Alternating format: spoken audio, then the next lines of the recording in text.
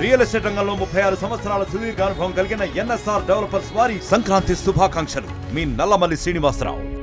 ఇవాళ కళ్యాణి డ్యామ్ సమీపంలో అంటే తిరుపతి మదనపల్లి జాతీయ రహదారిలోని బాక్రాపేట సమీపంలో కిలోమీటర్ పరిధిలో ఉన్నటువంటి కళ్యాణ్ డ్యామ్ సర్కిల్ వద్ద 2 ఆర్టీసీ బస్సులు ఢీకొన్నాయి. ఈ ప్రమాదంలో దాదాపు 30 మందికి పైగా గాయపడ్డారు. వారందరూ కూడా ఈ తిరుపతి రోయల్ హాస్పిటల్లోని చికిత్స పొందుతున్నారు. ప్రధానంగా ఘాట్ రోడ్లో ఉన్నటువంటి బాక్రాపేట ఘాట్ రోడ్లో జరుగుతుంటే ప్రమాదాలన్నింటికీ నిలయంగా మారింది. గత నెల రోజుల్లోనే దాదాపు 4 యాక్సిడెంట్లు జరిగాయి. దాదాపు 40 మందికి పైగా క్షతగాత్రులు అయితే ఆసుపత్రిలో చికిత్స పొందారు. ఇవాళ జరిగినటువంటి రోడ్డు ప్రమాదంలో దాదాపు 30 మందికి పైగా గాయపడ్డారు. వాళ్ళందరూ కూడా ఈ రోయల్ హాస్పిటల్లో చికిత్స పొందుతున్నారు. ప్రధానంగా అంటే మదనపల్లి నుంచి తిరుపతికి వస్తున్నటువంటి ఆర్టీసీ బస్సు, అలాగే తిరుపతి నుంచి పీలేరుకి వెళ్తున్నటువంటి ఆర్టీసీ బస్సు, ఈ 2 ఆర్టీసీ బస్సులు మలుపు వద్ద అదుపు తప్పి ఢీకొనడంతో ఒక బస్సు అదుపు తప్పింది. ఈ నేపథ్యంలోనే ఇక బస్సులో ప్రయాణిస్తుంటే ప్రయాణికులందరూ కూడా దాదాపు 30 మంది గాయపడ్డారని చెప్పేసి ఆర్టీసీ అధికారులు అయితే పేర్కొంటున్నారు. ఇప్పుడు ఆర్టీసీ ఆర్ఎం గారు మనతో పాటు ఉన్నారు. వారిని అడిగి మరిన్ని తెలుసుకుందాం. సార్, ఇవాళ యాక్సిడెంట్ ఎలా జరిగింది? ఎంతమంది ప్రయాణికులు ఉన్నారు? 2 బస్సుల్లో ఎంతమంది ప్రయాణికులు ఉన్నారు? ఎంతమంది సేఫ్ అయ్యారు? ఎంతమంది గాయాలైనాయి సార్? ఈ కళ్యాణి డ్యామ్ దగ్గర పీలేరు హైరు బండి మరియు మదనపల్లి 2 బండి ఎక్స్ప్రెస్ బండి 2 వచ్చేసి ఎదురెదురుగా కొట్టుకోవడం వల్ల 40 మందికి గాయాలయ్యాయి. వాళ్ళని ఆర్టీసీ మన రూయా హాస్పిటల్లో చేర్చాము. ఒక ముగ్గురికి వచ్చేసి హెడ్ ఇంజరీస్ అయ్యాయి. వాళ్ళని స్విమ్స్ హాస్పిటల్కి వచ్చేసి తీసుకెళ్ళాము. వైద్యులు వచ్చేసి ఎవరికి వచ్చేసి ప్రాణాపాయం లేదనేసి తెలియజేయడం జరిగింది. ఇక్కడ ఉన్న వాళ్ళకి వచ్చేసి మేము సదుపాయాలు కలుగజేస్తూ వాళ్ళని పరామర్శించి వాళ్ళకి కావాల్సినవి పీలేడిఎం గారు మరియు ఇక్కడ ఏటీఎం గారు వచ్చారు. వీళ్ళిద్దరూ చూసుకుంటున్నారు. ఇమీడియట్గా మేము వాళ్ళ పరామర్శకి అటెండ్ అయ్యాము. ఇంకా వాళ్ళందరూ కోలుకొని మంచిగా వెళ్ళాలని కోరుకుంటూ. సార్, ఈ ప్రమాదానికి ప్రధాన కారణం ఏమని భావించవచ్చు? అంటే 2 బస్సులు ఇన్సిడెంట్ జరిగింది, ప్రధాన కారణం ఏమని భావించవచ్చు? అంటే రెయిన్ వల్ల బ్రేక్ ఫెయిల్ అయిందని భావించవచ్చు. ఎలా భావించాలి సార్? ఈ హైర్ బండి వచ్చేసి హెవీ స్పీడ్తో వస్తూ ఉన్నింది. అతను వచ్చేసి ఆ మలుపులో వచ్చేసి అంత స్పీడ్గా పోవాల్సిన అవసరం లేదు. కానీ వచ్చేసి ఆయన తెలియకుండా ఎక్స్పీరియన్స్ లేకుండా దాన్ని కొట్టడం జరిగింది. దానివల్ల వచ్చేసి మదనపల్లి 2 డిపో ఆర్టీసీ వెహికల్కి వచ్చేసి ఏ విధంగా అక్కడున్న ప్రయాణికులు చెప్పడము ఆ బండిది ఏం తప్పులేదన్నారు. ఈ బండి వచ్చేసి స్పీడ్గా కొట్టడం వల్ల జరిగిందని అక్కడున్న ప్రయాణికులు ప్రత్యక్ష సాక్షులు చెప్పడం జరిగింది. అవి కూడా మేము రికార్డు చేసుకున్నాం. అంటే సార్, ఘాట్ రోడ్లో ప్రధానంగా ఘాట్ రోడ్డు బాక్రాపేట ఘాట్ రోడ్లో మలుపు, అదేవిధంగా ఆ డౌన్లో అంటే మదనపల్లి రూట్లో ఉన్నటువంటి బాక్రాపేట ఘాట్ రోడ్లో ఆ ఘాట్ రోడ్కి ప్లస్ కళ్యాణ్ డ్యామ్ సర్కిల్కి దాదాపు 1 కిలోమీటర్ డిస్టెన్స్ ఉంది. అంటే ఆ డౌన్లో స్పీడ్గా వస్తే ఇన్సిడెంట్ జరిగింది. ఇలాంటి ఇన్సిడెంట్లు గతంలో కూడా జరిగినాయి. దీన్ని ఎలా బాగుంటుంది? యాక్చువల్గా వచ్చేసి ఈ హైర్ బస్సు డ్రైవర్ వచ్చేసి అంత స్పీడ్గా పోవాల్సిన అవసరం లేదు. కానీ వచ్చేసి అతనికి అనుభవరాహిత్యం కనుకోవచ్చు, ఇంకోటి అనుకోవచ్చు. దానివల్ల వచ్చేసి కొట్టడం జరిగింది. ఈ మదనపల్లి 2 డ్రైవర్ వచ్చేసి అన్ఎక్స్పెక్టెడ్, ఆయన వచ్చేసి ఊహించుకోవడం వలన ఆయన వచ్చేసి దెబ్బతినడం జరిగింది. ఆయనకే వచ్చేసి గ్రీవియస్ ఇంజరీస్ వచ్చేసి జరిగాయి. హెడ్ ఇంజరీ వచ్చేసి జరిగింది మరియు కాలు కూడా ఫ్రాక్చర్ అయింది. ఆయన కూడా ట్రీట్మెంట్కు మేము ప్రయత్నిస్తున్నాం.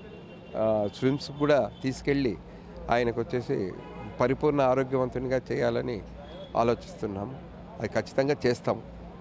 ఇది ఇవాళ సాయంత్రం జరిగినటువంటి రోడ్ యాక్సిడెంట్లో 2 బస్సులు ఢీకొనడంతో దాదాపు 35 మందికి పైగా ప్రయాణికులు అయితే గాయపడ్డారని చెప్పేసి ఆర్ఎం గారు పేర్కొంటున్నారు. వారందరూ కూడా ఇవాళ రోయల్ హాస్పిటల్లోనే చికిత్స పొందుతున్నారు. వాళ్ళ మెరుగైన వైద్యం కోసం కొంతమందిని స్విమ్స్కి అయితే రెఫర్ చేశామని చెప్పి చెప్తున్నారు. అయితే బాక్రాపేట ఘాట్ రోడ్లో బస్సులు నిదానంగా రావాల్సినటువంటి బస్సులు ప్రైవేట్ బస్సు అంటే ఆర్టీసీ అండర్టేకింగ్ బస్సు ఓవర్ స్పీడ్గా రావడం వల్లనే ఈ ప్రమాదం జరిగిందని చెప్పి ప్రాథమికంగా దర్యాప్తులో మేము గుర్తించామని చెప్పేసి ఆర్ఎం గారు అయితే పేర్కొంటున్నారు. దానికి అనుగుణంగానే వాటి మీద చర్యలు తీసుకుని భవిష్యత్తులో ప్రమాదాలు ఇలాంటి వాటిని నివారించేందుకు చర్యలు కూడా చేపడతామని చెప్పేసి ఆర్టీసీ ఆర్ఎం గారు పేర్కొంటున్నారు. అలాగే ఇది కాకుండా సార్, ఇవాళ అది మీరేం సార్ మాట్లాడుతున్నారు? మరి ఈ ఇన్సిడెంట్ తర్వాత ఏమనుకుంటున్నామంటే, ట్రైనింగ్ వచ్చేసి ఆ పీలేరు డ్రైవర్లకి, హైర్ బస్సు డ్రైవర్లకి మరియు మదనపల్లిలో ఉండే డ్రైవర్లకి, ఆ రూట్లో జరిగే డ్రైవర్లకి ఒక 2 డేస్ ట్రైనింగ్ వచ్చేసి కలగజేసి అవగాహన కలగజేసి యాక్సిడెంట్లు పూర్తిగా కర్బు చేయాలని ఆలోచిస్తున్నాము. ఇదే విధంగా ఇంతకుముందు మదనపల్లిలో వచ్చేసి యాక్సిడెంట్లు అయినప్పుడు ఈ పునశ్చరణ తరగతులు నిర్వహించాను. అక్కడ 10 యావరేజ్ అయ్యే యాక్సిడెంట్లు వచ్చేసి 0కు తీసుకొచ్చాము. ఇక్కడ కూడా వచ్చేసి 0 యాక్సిడెంట్లు వీళ్ళకి అవగాహన కలగజేసి ట్రైనింగ్ ఇచ్చి వాళ్ళని వచ్చేసి ప్రమాదరహితంగా డ్రైవర్లుగా రూపొందించాలనేది మా ఆశయం. సార్ ఇవాళ అదేవిధంగా ఇంకొక యాక్సిడెంట్ కూడా జరిగింది తిరుమల ఘాట్ రోడ్లో, అంటే 6వ మలుపు వద్ద సెకండ్ ఘాట్ రోడ్లో ఒక యాక్సిడెంట్ జరిగింది. దాదాపు అక్కడ కూడా ఒక 10 మంది ఇంజూర్ అయ్యారండి. దీన్ని ఎలా భావించాలండి? సెకండ్ ఘాట్ రోడ్లో అంటే వాళ్ళకి ట్రైనింగ్ ఉన్నా కూడా ఇవాళ యాక్సిడెంట్ అయింది, దీన్ని ఎలా భావించాలి? యాక్చువల్గా ఏమంటే కొండ మీద జరిగిన యాక్సిడెంట్కు కారణం ఏమంటే డిజిలింగ్ కొద్దిగా రోడ్డు స్లిప్పరీగా ఉంది. మేము కూడా వచ్చేసి వెళ్ళాను అక్కడికి. అక్కడ గమనించింది ఏమంటే రోడ్డు వచ్చేసి చాలా స్లిప్పరీగా ఉంది. ఈయన వచ్చేసి ఓవర్టేక్ చేసే వేరే వెహికల్కి సైడ్ ఇవ్వబోయి కంట్రోల్ తప్పొచ్చేసి కొట్టాడు. వెహికల్ కూడా మేము చెక్ చేసాము పూర్తిగా. మళ్ళా తిరుమలకి తీసుకెళ్ళి అక్కడ వచ్చేసి ఏ విధమైన లోపము వచ్చేసి కానరాలేదు. దాని మీద కూడా డ్రైవర్లకు ఘాట్ రోడ్ డ్రైవర్లకు కూడా ట్రైనింగ్ ఇవ్వాలని నిర్ణయించుకున్నాము. యాక్సిడెంట్ అనేది ఘాట్ రోడ్లో కానీ ఈ ఘాట్ రోడ్లోనే ఎక్కువ జరుగుతుంది. యాక్చువల్గా లాస్ట్ టైం కూడా మనకు మొగిలి ఘాట్లో కూడా పెద్ద యాక్సిడెంట్ అయింది. అక్కడ కూడా ఏంటంటే అక్కడ ఈ రోడ్డు వచ్చేసి స్టెప్పరీగా ఉండడం వల్ల కొంత జరుగుతుంది. దాన్ని కూడా వచ్చేసి R&B అధికారులతో చర్చించి అవి ప్రమాదాలు లేకుండా చేయాలనేది అక్కడ కూడా వచ్చేసి ఇది కట్టారు, ఒక కల్వర్ట్ మాది కట్టారు. దానివల్ల యాక్సిడెంట్లు అయితే ఇప్పుడు లేవు.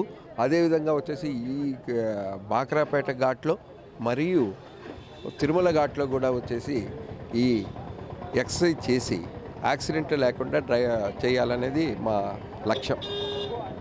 ఇది ఇవాళ ఘాట్ రోడ్లో జరుగుతుంటే ప్రమాదాలు నివారించేందుకు పూర్తి స్థాయిలో చర్యలు చేపట్టేందుకు కృషి చేస్తున్నాము. దానికి తదనుగుణంగా సమగ్రంగా దర్యాప్తు చేసి ప్రమాదాల నివారణ చర్యలు చేపట్టి, అలాగే డ్రైవర్లకు కూడా ఘాట్ రోడ్లో వాహనాలను ఏ స్పీడ్లో నడపాలి, ఎలా నడపాలి, మలుపుల్లో ఏ స్పీడ్లో మలుపు తిప్పాలి వాహనాలని అనే దాని మీద కూడా డ్రైవర్లకు కూడా శిక్షణ తరగతులు ఇస్తాము. అయితే ఇవాళ 2 ప్రమాదాలు జరిగాయి. ఒకటి వచ్చి తిరుమల ఘాట్ రోడ్లో ప్రమాదం, మరొకటి మదనపల్లి తిరుపతి బాక్రాపేట సమీపంలో ఘాట్ రోడ్లో. ఈ 2 ఘాట్ రోడ్లో జరిగిన ప్రమాదాలకి కారణం అంటే ఒకటి వచ్చి స్పీడు ఎక్కువ అతివేగము, రెండవది వచ్చి స్లిప్ అవడం వల్ల ఇలాంటి కారణాల వల్లే ప్రమాదాలు జరిగాయని చెప్పేసి ఆర్టీసీ RM అధికారులు అయితే సూచిస్తున్నారు. ఇది వాళ్ళ తిరుపతి జిల్లాలో 2 ప్రమాదాలు జరిగినటువంటి వాటి మీద అధికారులు అయితే వివరణ ఇచ్చారు. ఈ ప్రమాదాలు భవిష్యత్తులో జరగకుండా అన్ని రకాల చర్యలు చేపడతామని చెప్పి స్పష్టం చేశారు. వీడియో జర్నలిస్ట్ కోటితో రవి, RTV, తిరుపతి. మరిన్ని వీడియోస్ కోసం ఛానల్ ని సబ్స్క్రైబ్ చేయండి. లేటెస్ట్ అప్డేట్స్ కోసం వాట్సాప్ ఛానల్ ని ఫాలో అవ్వండి. ఆ లింక్ డిస్క్రిప్షన్ లో ఉంది.